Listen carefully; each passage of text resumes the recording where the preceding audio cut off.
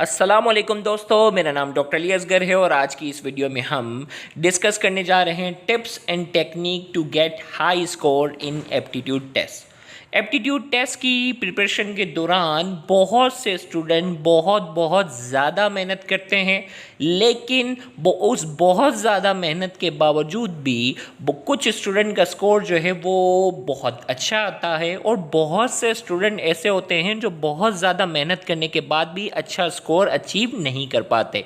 तो वो स्टूडेंट जो कंफ्यूज हैं, बहुत ज़्यादा मेहनत करने के बाद भी वो अच्छा सा स्कोर नहीं कर पा रहे, तो आज की ये वीडियो उनके लिए बहुत ज़्यादा हेल्पफुल है। तो इस वीडियो को एंड तक ज़रूर आपने जो है वो देखना है। तो आज के इस लेक्चर को शुरू करने से पहले एज़ यूजुअल आपसे रिक्वेस्ट करेंगे कि अगर आपने अब तक हमारे इस चैनल को सब्सक्राइब नहीं किया, जो कि सिंध बोर्ड टीचिंग के नाम से है, तो काइंडली आज ही आप हमारे इस चैनल को सब्सक्राइब करें और साथ ही साथ बेल आइकन को लाजमी क्लिक करें ताकि हमारी अपलोड करदा तमाम इंपॉर्टेंट वीडियोस की नोटिफिकेशन भी आपको रिसीव हो सके। तो आइए हम स्टार्ट करते हैं tips and technique to get high score in aptitude test. Aptitude test में किस तरह हाई स्कोर अचीव किया जा सकता है। तो आज की इस वीडियो में हम डिफरेंट टिप्स देंगे जिसके ज़रिए जो है आपकी मेहनत जो है वो आपको अच्छा स्कोर दिलाने में मददगार साबित होगी। तो सबसे पहली जो टिप मैं आपको बताने जा रहा हूँ वो है assess the level of aptitude test first. Aptitude test के लेवल को आपने जो है वो असेस करना है सबसे पहले। अब आप जहन में ला रहे होंगे सवालात के सर ये एप्टीट्यूड टेस्ट के लेवल को कैसे असेस किया जा सकता है। तो मैं आपको मिसाल के तौर पर बताता हूँ। आपने ये असेस करना है जो आप एप्टीट्यूड टेस्ट देने जा रहे हैं, इज़ इट वेरी ईजी। बाज़ औक़ात ये होता है कि पेपर बहुत ईजी आ जाता है, हर मर्तबा पेपर एक जैसा नहीं होता।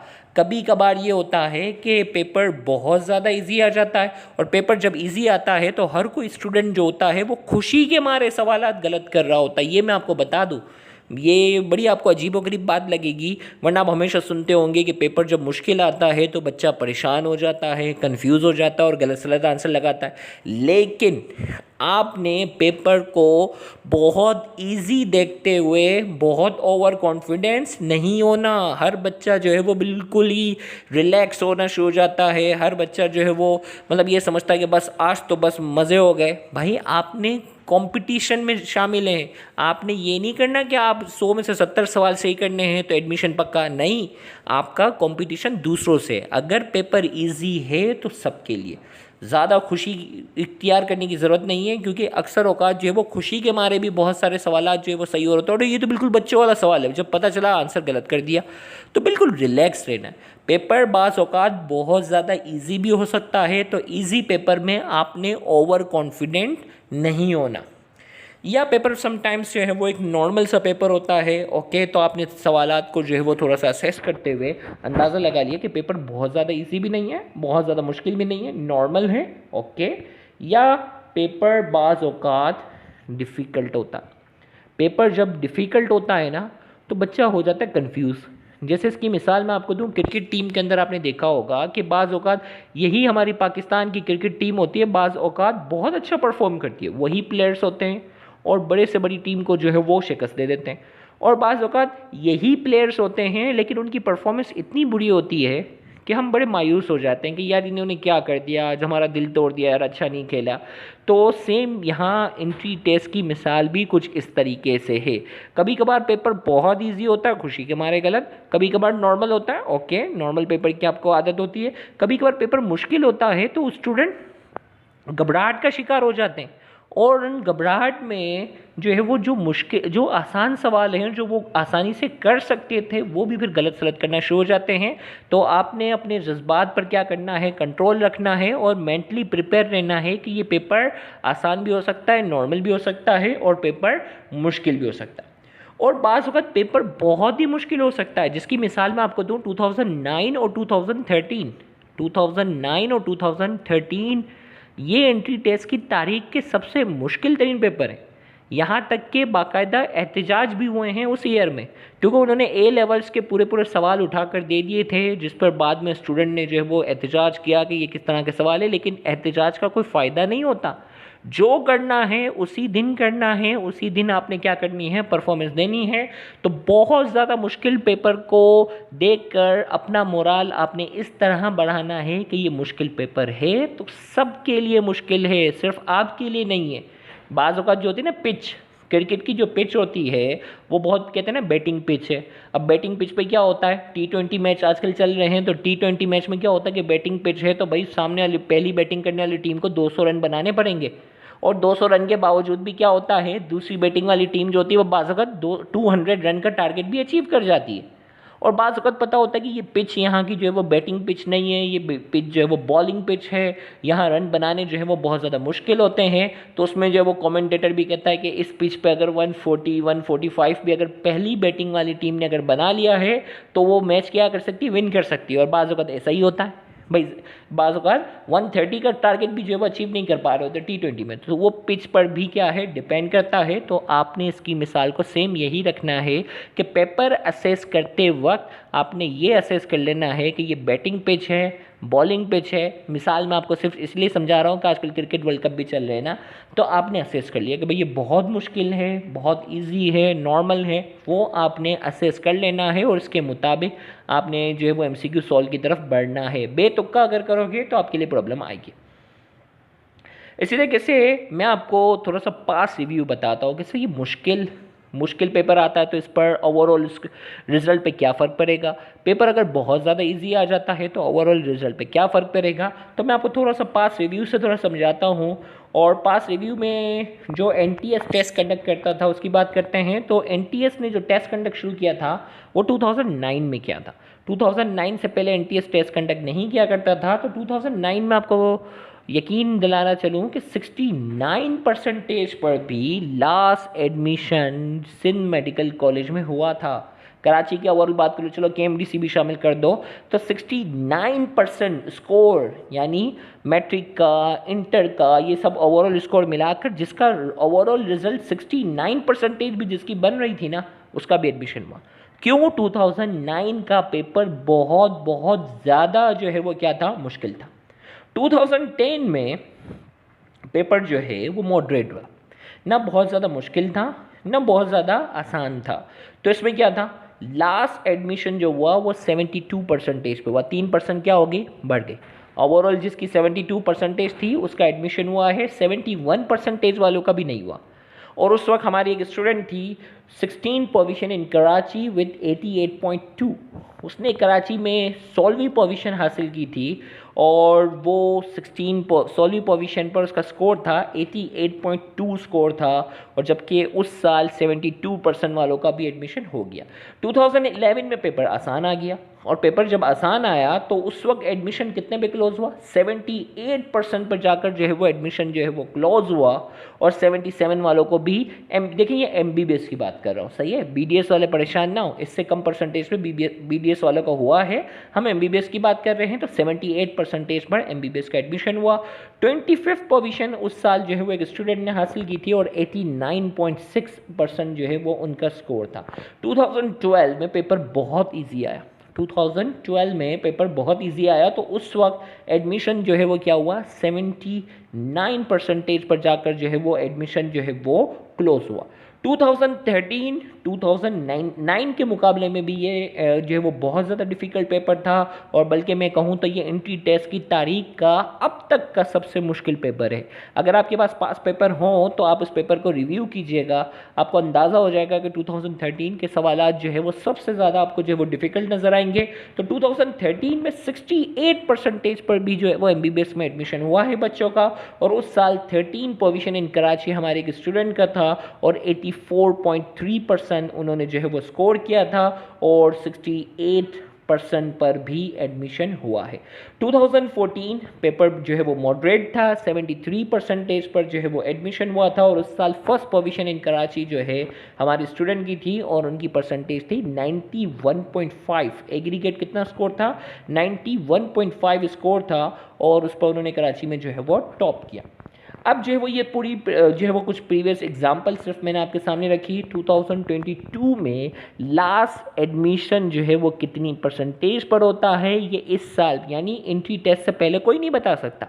एंट्री टेस्ट किस तरह का, बाज़ वक़्त जो होता है ना, पेपर हो जाता है, क्वेश्चन हमारे सामने आ जाते हैं, फिर बच्चे पूछते हैं सर बताएं क्लोजिंग परसेंटेज क्या होगी, तो फिर अंदाज़ा लगा सकते हैं। लेकिन एंट्री टेस्ट से पहले ये बताना जो है वो काफ़ी मुश्किल होता है कि इस साल क्लोजिंग परसेंटेज क्या होगी। एंट्री टेस्ट से पहले ये बताना काफ़ी मुश्किल होता है। अब बात आती है कि एंट्री टेस्ट का जो पेपर है वो कैसे सॉल्व किया जाए। तो मैं हमेशा सजेशन देता हूँ planning, planning and planning.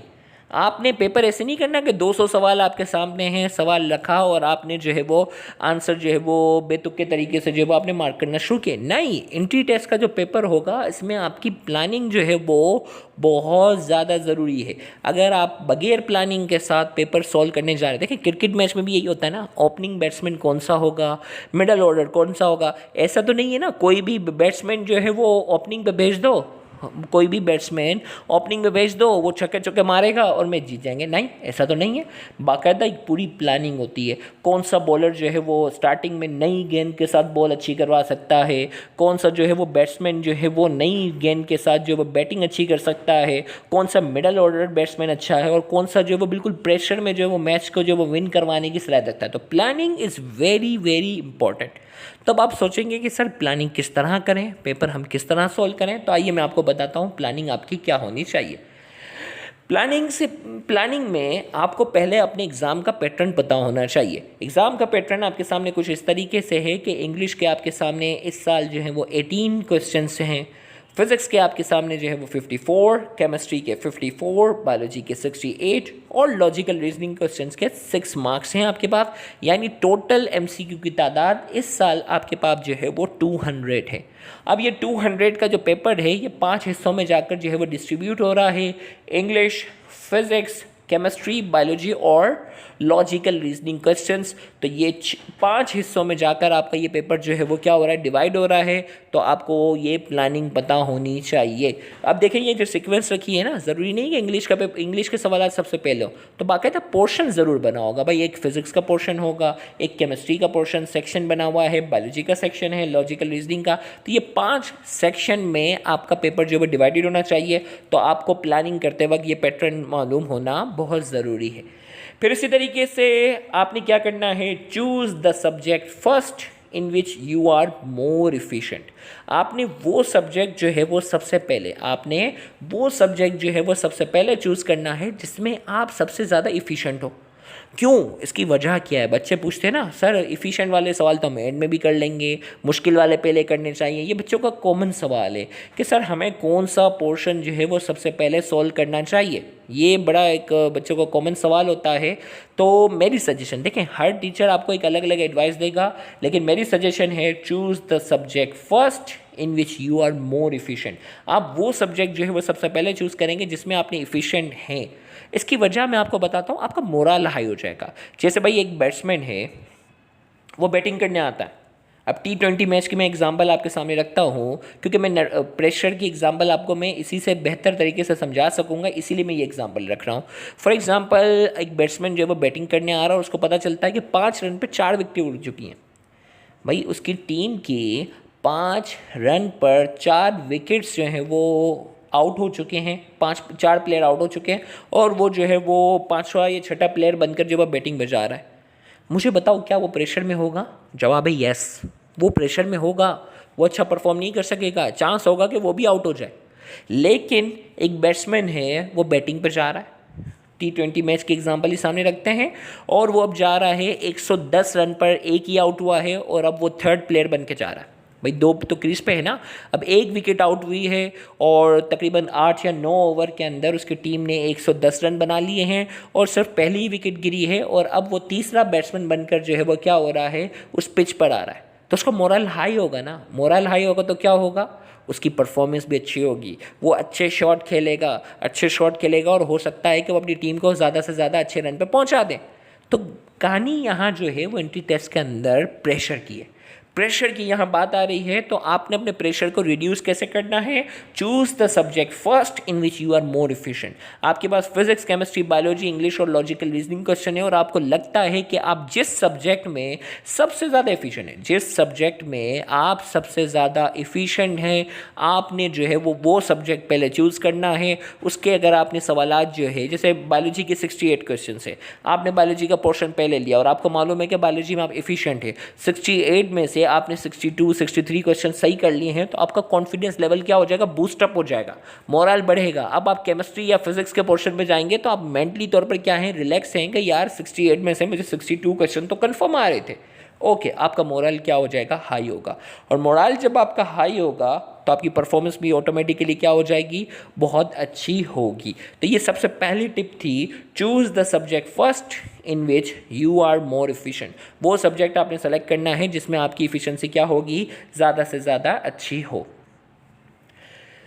Leave the difficult question for the end to solve. जो सवाल बहुत मुश्किल हो ना, उसमें टाइम वेस्ट नहीं करना। आपके पास एक लिमिटेड टाइम ड्यूरेशन होगा और उसमें आपने जो है वो 200 सवालात जो है वो आपने करने हैं। बाज़ वक़्त मुश्किल मुश्किल सवालात आप पहले लेते हैं ना, तो आपका टाइम इतना ज़्यादा कंज्यूम हो जाता है, इतना ज़्यादा आपका सवाल टाइम जो है वो कंज्यूम हो जाता है कि एंड में आसान सवाल करने के लिए भी आपके पास टाइम नहीं बचता।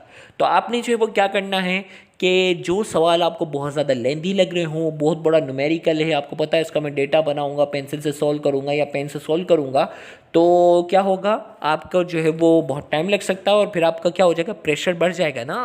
भाई बाज़ वक़्त क्या होता है, स्टार्टिंग में बैट्समैन जो है वो सुस्त बैट्समैन आ जाता है, बॉल जो है वो बहुत ज़्यादा ज़ाया करता है, फिर आखिर में क्या हो जाता है? एक आसान मैच भी जो है वो फंसने के चांसेस हो जाते हैं ना भाई।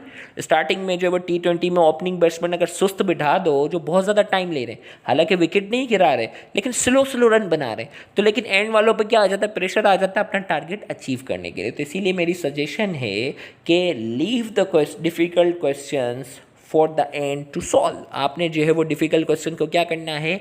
एंड के लिए रख देना है और उसको आखिर में आपने क्या करना है? सॉल्व करना है। मेन बात एक चीज़, bring pencil and eraser for your self because most of the time the examination administration only give you the ball pen. आपने अपनी पेंसिल, आपने अपना शार्पनर और आपने अपना इरेज़र जो है वो साथ रखना है, क्योंकि अब यहाँ बात आ रही है मैनुअल की। किसकी बात आ रही है? मैनुअल पेपर की बात आ रही है। तो इसमें आपने क्या करना है? आपको बाकायदा जो है वो OMR शीट दी जाएगी। OMR शीट कैसे सॉल्व करनी है वो भी मैं इंशाल्लाह वीडियो की शक्ल में आपको बता दूंगा। तो OMR शीट जो होगी, इसमें आपने जो है वो पेन से मार्किंग अगर कर देते हो ना, जैसे फॉर एग्जांपल एक MCQ नंबर 1 था, इसका ऑप्शन बी जो है वो करेक्ट था, आपने OMR शीट पर बी बॉल पेन से क्या कर दिया? आपने मार्क कर दिया। अब एंड में आपको लगा यार इसका आंसर बी नहीं था, इसका यार सी था। अब तो आप चेंज नहीं कर सकते ना। अब तो आपको उसी वक्त पता चल गया कि आपका वो सवाल क्या हो गया। अब तो आपको उसी वक्त पता चल गया कि आपका वो सवाल क्या हो चुका है? वो गलत हो चुका है। तो इसीलिए क्या होगा? आपने जो है वो पेंसिल अगर रखेंगे, जो सवाल आपको डाउटफुल होना है, बाद में मैं इसका कंफर्म आ गया, तो पेंसिल से वहाँ टिक कर लो कि आपको क्या आंसर लग रहा है। तो पेंसिल बहुत बहुत ज़रूरी है, क्योंकि बाज़ औक़ात एडमिनिस्ट्रेशन जहाँ आप जाते हो पेपर देने, तो इंतज़ामिया जो एग्ज़ामिनेशन की होती है वो सिर्फ आपको बाज़ औक़ात बॉल पेन दे देती है, और बॉल पेन और पेंसिल ना होने की वजह से आप इतना प्रेशर में आ सकते हो कि आपकी परफॉर्मेंस भी क्या हो सकती है? असरअंदाज हो सकती है। Control your nerves, do not confuse in any condition. अब देखें, ये नहीं है लास्ट ईयर की तरह के PMC में जो वो अलग अलग शिफ्ट में जो है एग्ज़ाम हो। अब जो है वो क्या होगा? एक साथ हज़ारों बच्चे जो हैं वो आपको एग्ज़ामिनेशन हॉल में इंटर होते हुए नज़र आएंगे। और एग्ज़ामिनेशन हॉल में एक साथ हज़ारों बच्चे जब आपको इंटर होते हुए नज़र आएंगे तो क्या होता है? इंसान प्रेशर में आ जाता है, कंफ्यूज हो जाता है। और कंफ्यूज जब हो गए तो आपकी परफॉर्मेंस कैसी होगी? आपकी परफॉर्मेंस तो अच्छी नहीं होगी ना। तो आपकी परफॉर्मेंस वहाँ बिल्कुल भी अच्छी नहीं हो सकती। तो इसीलिए आपने जो है वो control your nerves, do not confuse. अब आप बोलेंगे सर मैं अपनी नर्व्स को कैसे कंट्रोल करूं? हज़ारों बच्चों को देखकर तो मैं तो कंफ्यूज हो जाता हूं। मेरे तो मतलब क्या कहते हैं अपना आजकल जो मशहूर एक कहावत है, मेरी तो कांपे टांगना शुरू हो जाती हैं। तो आपने अपनी कांपे टांगने से कैसे रोकना है? तो इसका हल ये है, अपना मोराल हाई रखने का जो तरीका है वो क्या है? Take your morale so high that you will clear the test easily. You are better than other, do not जज the people by their faces, their attitude etcetera. आपने अपना मोरल हाई रखना है। दिल में ये बात जहन में रखो कि आप टेस्ट बहुत आसानी से क्लियर कर लोगे, आपकी तैयारी दूसरों से बेहतर है।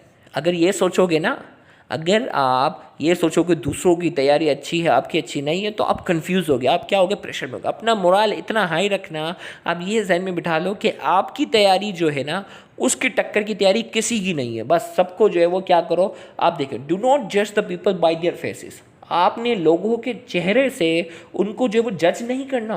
और स्पेशली जो है हमारी तरह जो मासूम कुछ बच्चे होते हैं ना, वो क्या होते हैं, बर्गर बच्चे जो डिफेंस साइड के जो होते हैं ना, बड़े हाई फैशन वाले, जो वो बड़ी बड़ी गाड़ियों में जब उतरते हैं तो एक साइकोलॉजिकल क्या लगता है, यार ये तो महंगे महंगे जो है वो हाई इंस्टीट्यूट से पढ़कर आने वाले बच्चे हैं, और ये तो इनकी तो तैयारी पता नहीं क्या होगी, इनको तो पता नहीं क्या टिप्स एंड टेक्निक मिल गई होगी जो हमें नहीं मिली होगी। ये एक साइकोलॉजी है। ये सिर्फ आपका नहीं, मतलब तमाम एक साइकोलॉजी है कि गरीब बंदा अमीर बंदे को देख के एक साइकोलॉजी में आ जाता है। तो आपने ये चीज़ नहीं आना, दिल में ये बिठाओ कि आपकी तैयारी जो है वो आपकी तैयारी से बढ़कर किसी की तैयारी नहीं है। लोगों के मेकअप से, लोगों की ड्रेसिंग से, लोगों की गाड़ी के स्टाइल में उतरते हुए आपने उनको देख कर जो है वो कन्फ्यूज़ नहीं होना। अगर इस टाइप की लॉजिक को दिमाग में आपने बिठा लिया ना, यकीन माना आपकी परफॉर्मेंस जो होगी वो डिस्टर्ब होगी। तो यहाँ मेन बात, डू नॉट जज the people by their faces, उनके चेहरों से जो है वो फेसेस से जो है वो आपने जज नहीं करना। देयर एटीट्यूड, जिस अंदाज से स्टाइल से चल कर आ रहे हैं, या बाज़ वक़्त लड़के जो होते हैं वो कहते हैं लड़कियाँ तो बहुत पढ़ती हैं, तो ये आपने नहीं रखना। दिल में बिठाओ कि आई एम द बेस्ट, और मैं अपना बेस्ट जो है वो दे के बताऊँगा। जो जितना भी फैशन करके आया, जितना भी मेकअप करके आया, आपने उससे डरने की ज़रूरत नहीं है। और आपका जो है वो एटीट्यूड कुछ इस तरह होना चाहिए, यू कैन डू इट।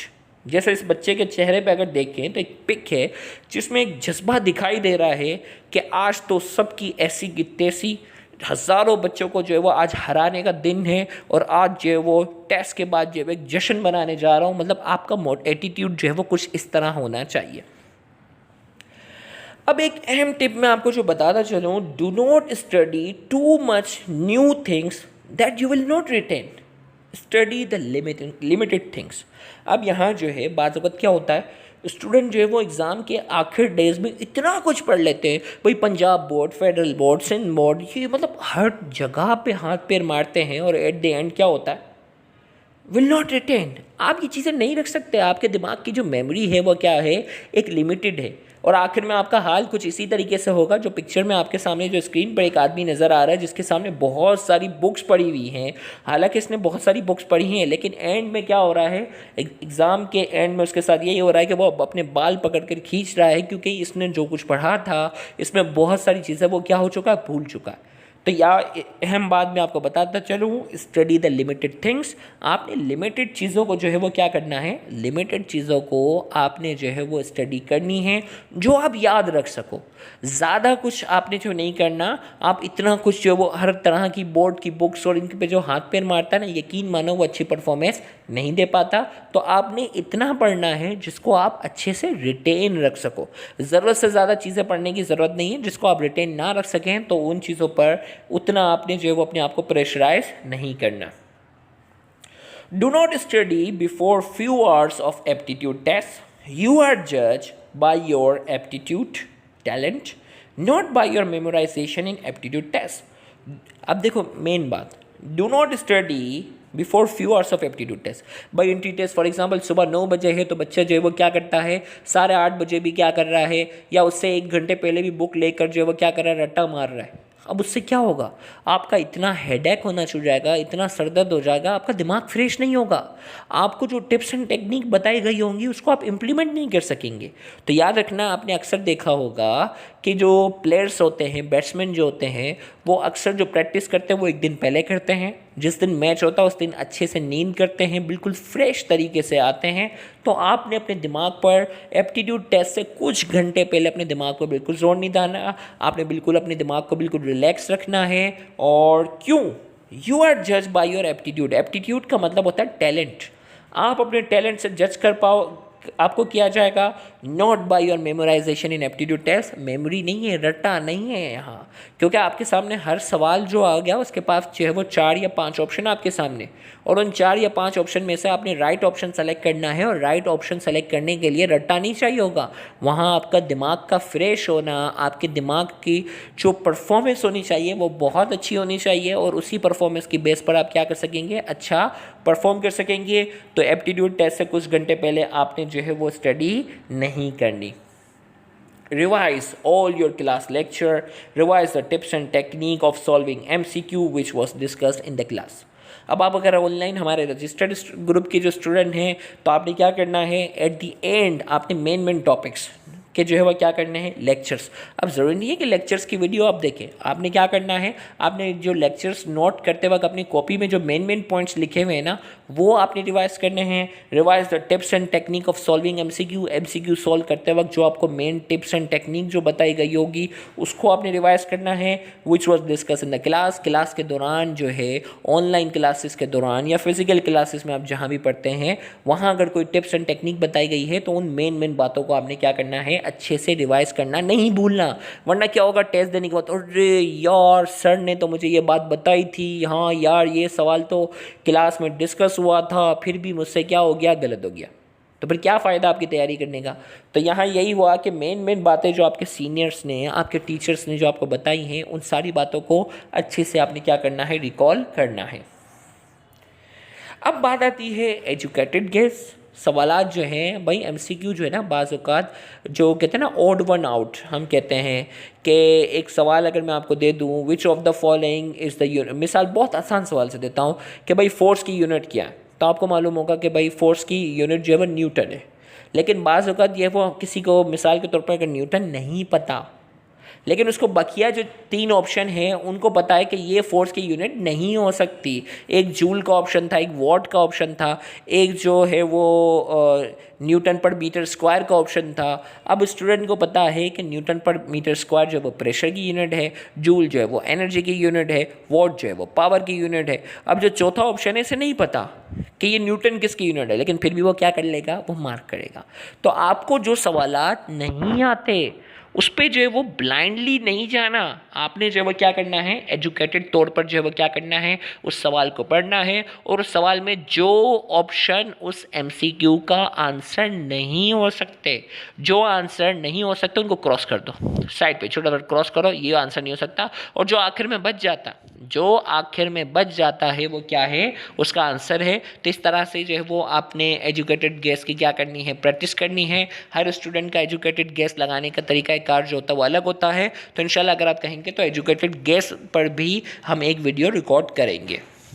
अब इसी तरीके से एक यहाँ मैंने तस्वीर में बताया, ब्लाइंड गैस आपने नहीं लगाना। ब्लाइंड गैस जो है वो हर 10 में से एक जाता है। ब्लाइंड गैस में गलती के चांसेस जो हैं वो बहुत ज़्यादा हैं। एजुकेटेड गैस में बहुत से ऐसे सवालात होंगे जो 50-50 तक पहुंच जाओगे। 2 ऑप्शन जो होगा वो क्या हो जाएगा, 2 ऑप्शन जो है वो आपके जो है वो हट जाएंगे, और बकिया जो 2 ऑप्शन रह जाएंगे ना, आपको अब अंदाज़ा हो जाएगा या तो ए आंसर है या सी आंसर है। और ए आंसर है या सी आंसर में से कितने प्रोबेबिलिटी हो गई, प्रोबेबिलिटी 50% की हो गई। तो सेम यहाँ यही बात है, आपने ब्लाइंड गैस नहीं लगाना, आपने क्या करना है, एजुकेटेड गैस जो है वो क्या करना है, अप्लाई करना है। At the end thank you for your attention, और उम्मीद करते हैं आज की ये वीडियो आपके लिए जो है वो काफ़ी इन्फॉर्मेटिव होगी। अगर आपको ये वीडियो पसंद आई हो तो इस वीडियो को लाइक करना मत भूलिएगा, कमेंट सेक्शन में अपना फीडबैक देना मत भूलिएगा। Thank you very much. अल्लाह हाफिज़।